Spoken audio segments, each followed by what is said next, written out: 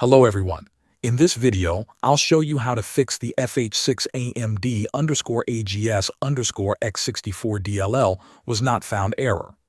First, open the Windows search menu and type Windows Security, then open the app.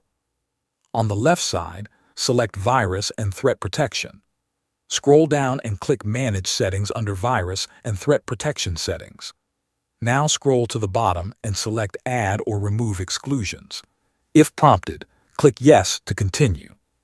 Click Add an exclusion, choose Folder, then browse to your Forza Horizon 6 installation folder. Select the game folder and click Select Folder. The game folder will now appear in the exclusions list, which helps prevent Windows Security from removing its files again. Next, open Steam or your game launcher where the game is installed. Go to the library and find the game. Right-click on it and go to its properties.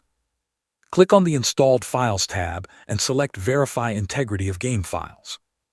The option will be Verify and Repair on the Xbox app. Let the scan finish and download the missing files. After that, try launching the game again. Thanks for watching.